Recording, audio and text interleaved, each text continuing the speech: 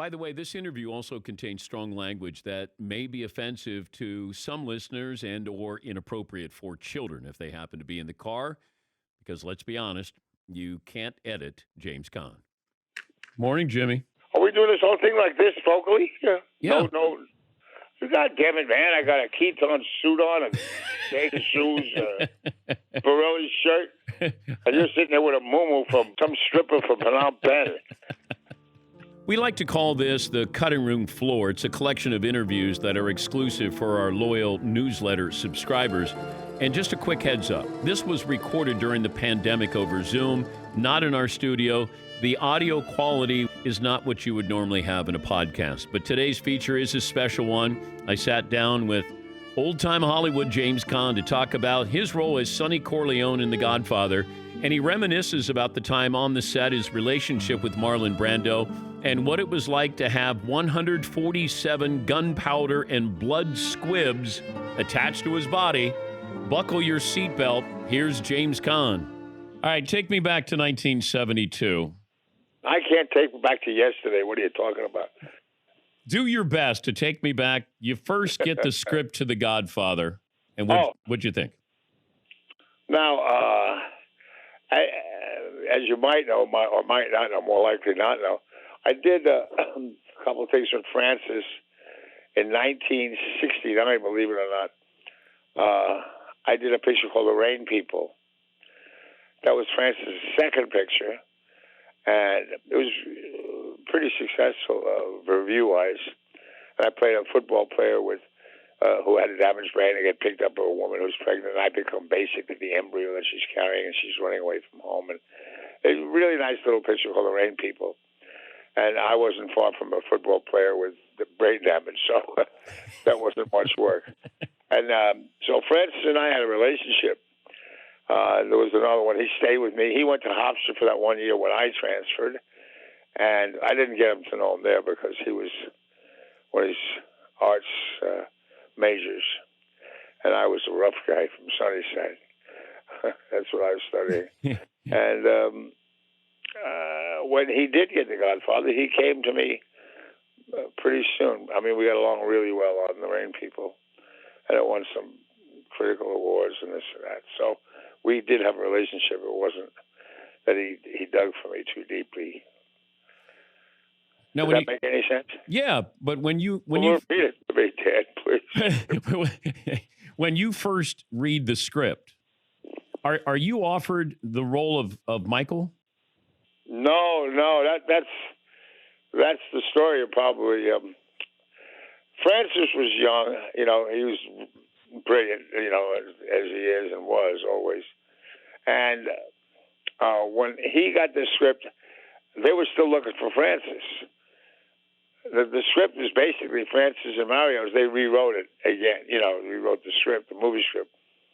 And we used to go up to Evan's house, a couple friends of mine, and just rob him playing tennis. Poor guy. I hope you're listening, Bobby. He couldn't understand how and he'd get Pancho Gonzalez, I mean Connors, I mean all these guys used to come up and play on his side, and I'd have another guy who was an A player, and just rob him. He didn't understand that he had to serve every fourth game, and he had to receive every other shot. So I just thought I'd add that so I can give Bobby a little banger, you know, early and or late. So we were up there discussing stuff one day, and he started talking. They had not yet cast and Bobby brought up The Godfather, you know, and I think they gave it to Gusto Garvis, you know, the guy who did Z, really good director. Do you remember that picture? No. Z, it was really a good picture. He's a Greek guy, Gusto Garvis, I say his name, or Gravis, I used to say. Anyway, very, very notable guy. That was 1971, right? So, and I'll take a little credit for this. You know, mention Francis because I had done a couple things with him, and he had done Finian's Rainbow too, which wasn't that great, but that was a big picture he did at Universal, one of those places. And he asked me why, and I said, you know, and looking at the story, that Francis was He was not a Brooklyn Italian. He was a Mediterranean Italian. You know, I mean, his father was lead flautist for Toscanini. Them kids were never out of the cutting room. Sometimes they were 3 and 4 years old. You know, so food and wine and not, you know, stick ups and strike breaking or anything like that. He was that kind of Italian. I thought that would be an interesting mix. And basically, I think Francis thought so too, because I think that's why the picture was successful, because Francis made it so everything was done for the sake of family. You know what I mean? There was nobody really went, oh, that's disgusting, that's horrible. As you see in a lot of these tough guys shooting up pictures. But if it was done for the sake of family, in other words, I used to get afterwards, I'd get people asking me, was that a real horse's head? And I go, yeah. Not one question about the 51 other guys who they cut their heads off and shot them. They never mentioned any dead people. They just wanted to know if the horse was dead or not, really. And wait, where'd you get the horse's head from? That was in the book. I mean, that's in the play. No, but where'd you get the actual horse's head from? Oh, they cut his head off, yeah. Wait, okay. So the horse is dead.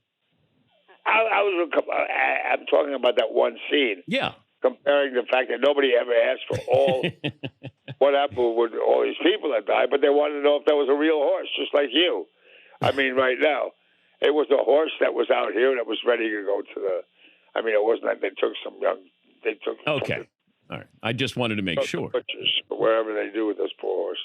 Now, Pacino said that the role of Sonny was a better role than Michael, and that he wished he could have played That's it. because I was so good. He still kisses my ass. Tell him to get it. No, the truth is, yeah. I'm going to tell you something. I guess, what are they going to do to me now? I can't. I'm sick. My back. You saw my back. Or when it was first cast, Francis, and they first cast Francis, by the way, so it'd be known, they said if you mention Francis' name again, right? This was for 2 people. They didn't want Francis, and they told him if he mentioned Brando's name again, he'd be fired. That's how much input they had at that time. Wow. So how clever they were. And when he cast me as Sonny immediately, you know, I went up there, and there was a little 16 millimeter stuff that we shot up in San Francisco with me and Bobby. I almost put me first, but Bobby and Duvall as Tom. Michael, of course, is Al.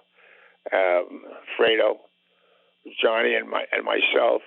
And we went up there and improvised some stuff, you know. And that was his cast, like within a week and a half. And Brando, excuse me. But Brando didn't come to that session up there. That came out. I don't know if you can. It's around somewhere. They showed it on TV, some of that stuff, you know, that 16 millimeter stuff he shot at rehearsals. And that was his cast.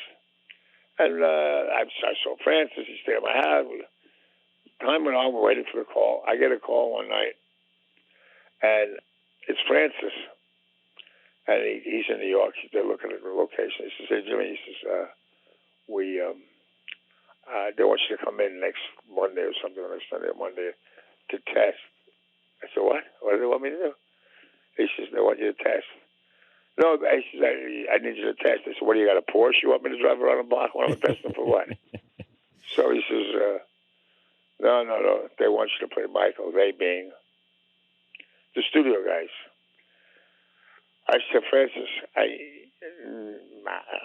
don't know. I said, please, just come in and stop it. I go in, let me tell you something. Now, you talk about a circle jerk. You've never seen anything like this. I go in, and there's people lining. I think some big studio they had on 57th to 59th Street. Downstairs, there must have been 100, minimum 100 actors sitting around the floor, around the edges of this outer studio. You name the actors, they were there. I came in for the first one. Now, you have to know that I'm closer to Francis than most of those guys. And I know he wanted me to play Sonny, you know, and Al to play Michael. And so my heart's not in it at all. And I go out and play Michael. I mean, I do the test. I said, Jimmy, just do it. and then when his heart is dying, and Al, who I love, who's great, came in and he was really self-destructive. It must have bothered him too, but what it was, he just kept getting worse and worse, Anyway, I go in. I'm the same way, and I know that his idea of he wanted Michael to be the Italian looking as well, physically looking, that Sicilian, that the dark, and Sonny to be an Americanized version of that, be the big, braggadocious, louder, more active kind of guy. I knew exactly, the difference. And we shot there. Everybody, it was ridiculous. Shot there for, I think, 2 days. And I got so pissed off, I almost threw Ronnie out the window, and they came to have me test again, and I was supposed to run to Chicago, do the picture in Chicago. And I was so mad and afraid I was going to throw somebody out of the 20-story window. I jumped on a plane, a train. I was in that much of a hurry to get to Chicago to this picture that I did there. Did you relate to Sonny? No, he related to me. That makes any sense. But knowing your personality, you and Sonny aren't far off, are you? I kind of made him up, but not so much like where I came from. There were a couple of Sonnys in my neighborhood. And, I didn't grow up. I grew up in a nice neighborhood, but it was a little rougher than most. Right in the Sunny side, right over the 59th Street Bridge there, near Astoria. You know where that is? Yeah. Were there wise guys in the neighborhood? Yeah. But not when, when I was younger. They were there, but not was I in contact with them. One of my best friends is from there is been accused of being, a topper echelon kind of guy. But I don't know the guy any other way than, my family's sick or something. He's the first to call, and I don't know anything about it about him. And, he's been my friend a long time. But I grew up with him. I said, I'm connected. Yeah, I'm connected. My mother and his mother had coffee together, so, I'm a connected guy. But Sonny, yeah, and Francis let me go too. With all that stuff. I did a lot of improvisation. As a matter of fact, last year things were going bad when I had this back operation. I'm still going through it. And Francis said, "Why didn't you ever copyright Bada Bing?" I made that all up. I said, "Why didn't you ever tell me it was going to be successful? Who would have known? I didn't know." So where did Bada Bing come from? Let me go with. So he was great with me, and let me go ahead and do that. And obviously he liked the way it fit. And things. The bat that I threw at him, the black and white shoes.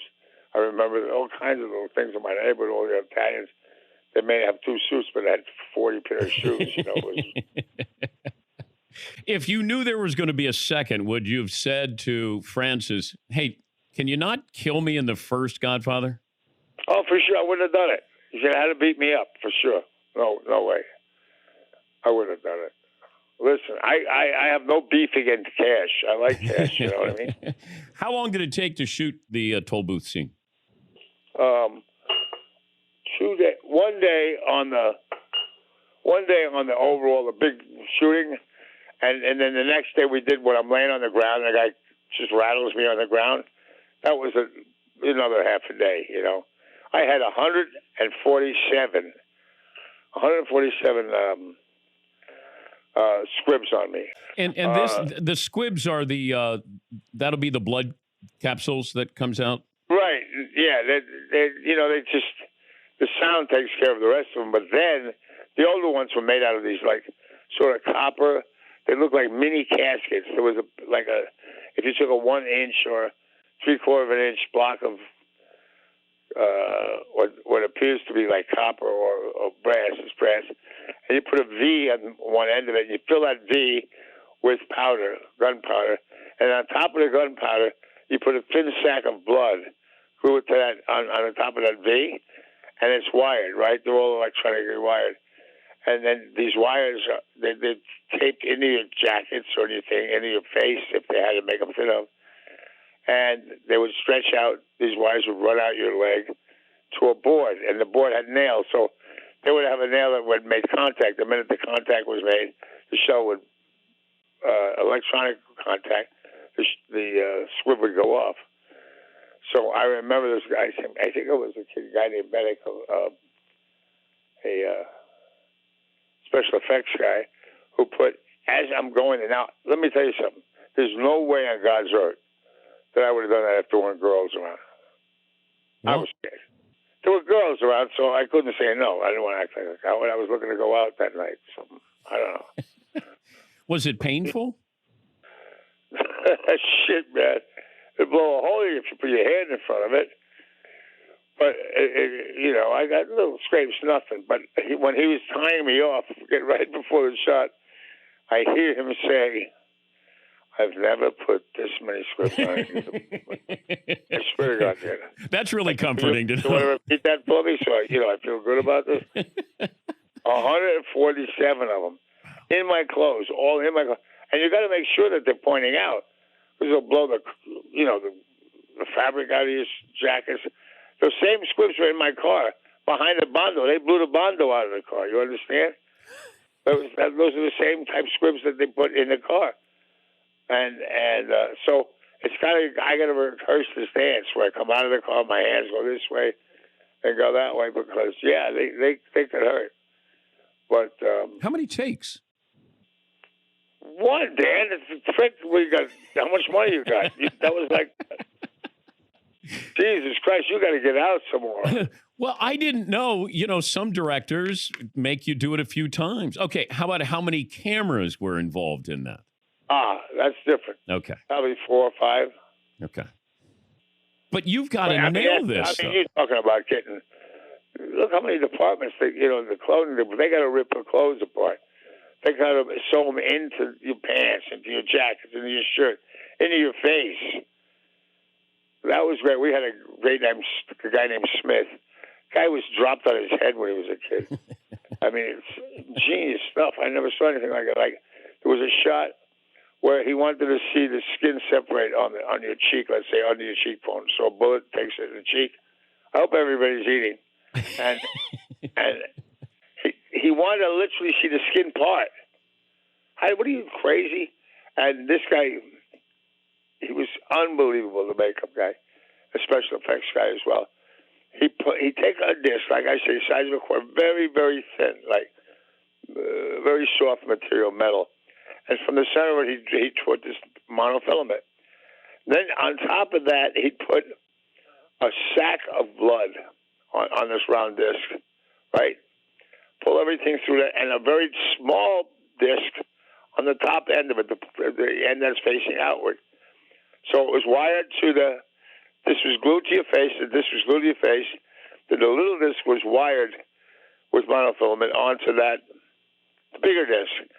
In between it was a sack of blood, and it was made up with a very light amount of latex and whatever else they used, makeup. And you could look right up to it, walk up to it and not tell the difference, not see it. Put a close-up on it, and when they pulled that mono out, the little disc came off the big disc and separated that sack. It was mind-boggling. And you could see, like, the skin literally part and blood come out. Oh, boy. What is it like knowing when you go to work that morning and you know you're going to die? Like, how do you prepare to die in a scene? I'm not preparing now, but I think I'm doing it anyway. Stop. No, you don't prepare to die. You prepare to say, Jesus Christ, what are they going to do to me? Jimmy's a tough guy. Yeah, but I don't want 147 scribs in my ass. So, no different than you're a little more nervous because of the action, not so much the dialogue. Under those conditions, it's easy. You don't have to pretend too much that you're frightened. That comes with the morning. But the pressure, though, on you. Holy shit, they're going to do this today. But Jimmy, the pressure of one take to do that. Well, but here's the thing: you can think. Look at the what do you call the booths that we had to drive through? We had to make those booths. They matched the real ones on the causeway. All that shit we owned and we bought. I mean, we being the studio and the picture, the actors, the time. How many takes you think you could do? It took the whole day to get one. Yeah. I mean, the prep, like I told you, sewing all that. I mean, it was all sewn in, but fitting you and rehearsing. And I had to do that thing like it was a day. If you look again, if they ever slowed it down, you see that my arms are flying away from my jacket before the bullets came out. That's like second, like a second to rehearse. I mean, it's like you got to rehearse all those moves like a dance. And accordingly, the guy with the nail in his hand, the contact nail, runs down the board like, it's got boards full of nails, and every contact is a shot. 147 of them on me. Maybe a few were in the car. But even in the car, if you remember the balls, when they get shot, the guy shoots through the window through the front. Yeah. That machine gun, the first shot. Yeah. When we stopped. No, we're good. You can't tell. Remember the guy blocks the exit way of the toll booth. Yeah. I drive up his butt and we stop, and the guy up in the front car gets up with the machine gun, points it back, and shoots. Right? Well, you can't shoot that coming in; that would just blow up my face. So that actually came from they had 3 or 4 of these barrels leaning on my shoulder, my left shoulder, on my right shoulder. Excuse me. I was in the driver's seat. And there's just like 4, and in it were these little balls, like a miniature. You play marbles when you were a kid, when they had the metal balls? Yeah, Steelies. Like those little one, a little regular ones, just smaller, that fit in the barrel. So they went out, but you can't tell the difference between coming in or coming out. I mean, but they shot, blam, and dust take out the window. So they shot those away from me. But it looked exactly because the guy was firing at me. Do you know what I'm saying? So They had that part figured out. And then from that, when I rolled to my right to reach for the door, as I rolled, the whole back of my seat just came apart. That I was leaning on, and it's all live. That's the part that is hairy because the timing had to be perfect. Because I reached, they go off, just missing me. I reach across. And the whole stuffing of the seat comes out. Reach across to the door, across the way to get out. That whole seat goes, and the car door goes. So just imagine that for however long that shot took. But it was a pretty long shot as far as I'm concerned. And it was just an interesting stunt, and an interesting way to watch how they did it. It wasn't so interesting being it. I was scared that I'd rather fight King Kong if I had to do it again. Where is the bloody suit? I went out with it twice. I don't know where the bloody suit is. If you come up with the right money, I can make one for you. But did you keep anything from The Godfather? A headache. Big headache. Yeah, but that bloody suit would be pretty cool to have it framed. No, I wasn't thinking that, Dan. I didn't know you. I would have called you immediately. Danny, what do I do with the bloody suit? But what's funny, because that car of mine, the one that was blown up there, they sold for, back then, I'm sure it would go for even more now, but it was like $87,000 or $90,000, that car, and it was the second car. And it's been going around to these, went to all the car shows. The car that Sonny was shot in. Do you remember what you remember what you told me about the toll booth years ago when I asked you about the toll booth? I talked to you before? Yeah, we've talked I'm talking to you now? Yeah. Wow, okay. You said... Jeez, you're much higher in my love book than... Okay, go ahead. You said if Sonny had the correct change at the toll booth, he would have lived. Right, but that was why I was miffed a bit by your first question, because you knew the answer. In other words, if I knew he was going to be killed, I wouldn't have done it, period. I needed the cash. I didn't have anything. I wanted to do Godfather 2. But we didn't know they were going to do Godfather 2. What was it like when you saw Brando start performing? When I saw Brando performing at first? Yeah, in his role in The Godfather. Look, I'm going to tell you something. I remember anybody who was my age, anybody, I mean, basically the whole cast. I mean, Bobby's a little old. Al and I are the same age. Who didn't believe that he was the biggest influence on young actors are full of shit. Can you say shit on your show? You just did twice. Well, then crap it. Replace that with that, okay? Crap for shit. You're good. You're good. That's 3 times now. Good. So, look, he was the guy, man. I mean, for the young actors, not the young lovelies, but I mean, the guys who were serious about their acting. You know, we went to the studio, we went to Neighborhood Plaza. Wynn Handman, who, by the way, just died, for those in New York, he's the head of the American Place Theater. He's my teacher, my guru, and he just passed away, so God bless him and his family. He's the nicest man ever lived. Anyway, now that I'm finished crying, thanks for bringing me back to that. Brando, yes. It was pretty awesome, you know, pretty awesome. And the first day we got together, we went to an Italian restaurant up in the Bronx. And he had the whole cast up there. And Francis was, you know, very artistic and everything. Francis is great. We'll forget about him. He's just plain great. And we had this whole big, huge dinner set up with a big king's table, the length of the room, and all this Italian food meant for the whole cast. And we were going to read the whole thing with this Italian food.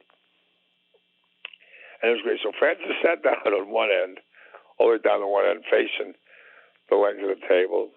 Brando sat up at the other end and Michael was on his right. I was on his left. Bobby Duvall was next to Michael, or next to me. And then the whole cast, I mean the entire cast. So now we open it up, have a couple little bites to eat first. We open it up and we start. So all Francis could, and it literally, it was, I can't be exact, but 20-foot table. I mean, a real long table. It was like 40 people. So you could imagine how long the table was. And we're up, everybody's at one end and Francis at the other. So what Francis hears is, Sonny, why did you have to go? I said, I don't know. I went there because Al was talking even lower than me. And Bobby. It was hysterical because you couldn't hear a word for the first 30 minutes. Everybody was mumbling, you know, it was just hysterical.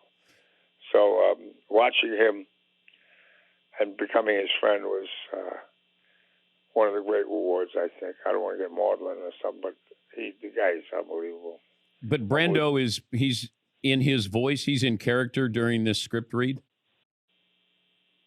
Yeah, I mean, but it's all very pensive and very, you know, it's just very quiet. You know, the brain's going. And he's talking to me, so I'm right next to him. So he's talking to me like I'm talking to you right now.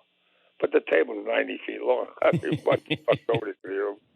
And, yeah, but he got a thing with me, which was like, everybody will tell you, I mean, he laughed at anything and everything I did. I mean, no matter what I did after a while, he couldn't keep it.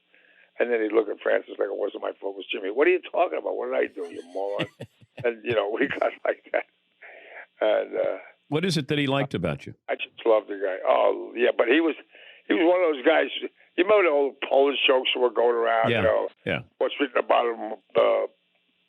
bottom of Coke bottles? I don't know. Open other end. Okay. So when we were down towards the village, we go to what's the place with the hot calamari and everything? Vincent's. We go to Vincent's sometimes for lunch, and we would all go there. Like, you know, not all, but like 10 of us or 8 of us in the cast, and we'd eat there. It was great. And then I'd tell one of these stupid jokes, right? He said, "Hey, don't tell it I'm Polish." I said, "Okay, I'll tell it slow." I mean, you moron, you know. And anyway, we'd get back. We'd be working an hour later, and I'd be looking at friends. And all of a sudden, he'd look at me and go, "I'm laughing." I said, "What the hell's the matter with you?" And that was staying in his head for an hour and a half until he got the joke. I mean, and he just burst out then. I mean, it was hysterical. An hour and a half this thing would lay in his head until he understood it, and then he started laughing. He was great. I'll tell you one of the great stories. I don't know why, it's because I like you. I usually save this for the second or third session I do with you where I ask for a lot of money, but I'm not going to do that. Okay. Because you're a good man. Thank you, James. But the fourth session, no, it's going to cost you, pal. Okay. One night he was sitting there and we're drinking at some wise guy's house in New Jersey.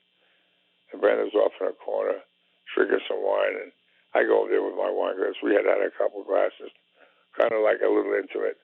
And he was just sitting there being real quiet. And I said, "What's up, Pops?" And he says, "Jim, let me ask you this question. If you could have anything in the world that you wanted anything, what would it be?" And I just looked at him and said, "Geez, I don't know. I should be in love, maybe." And he looked at me with a long stare and he went, "Me too." "Me too." He said, "But don't tell my wife." Okay. That's a good impression of Brando. That's pretty good. Do you do Pacino? Huh? Do you do Pacino?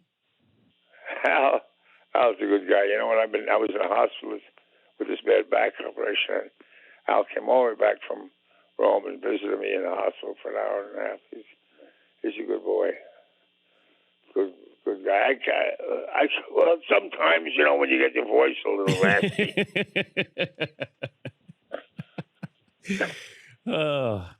That's good stuff. Yeah. The Brando impersonation is pretty impressive there. All right. Well, I'll charge from now on. Yeah, you should. You should do that. Do you remember what it was like being in the theater when you first saw that in the theater? You'd love this. Everybody laughed at me. They cut out this big thing when I was doing the scene with Bobby Duvall and Michael, like an 8-page thing, and it was Francis cut it up. So, you know, we're just egomaniacs, you know, especially the young. You know, what about me?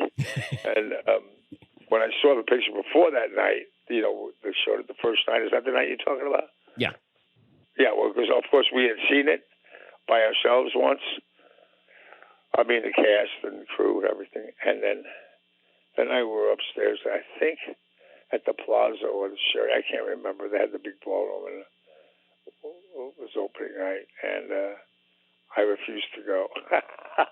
It's such a real bad actor story. I never wanted to be one of those fruits.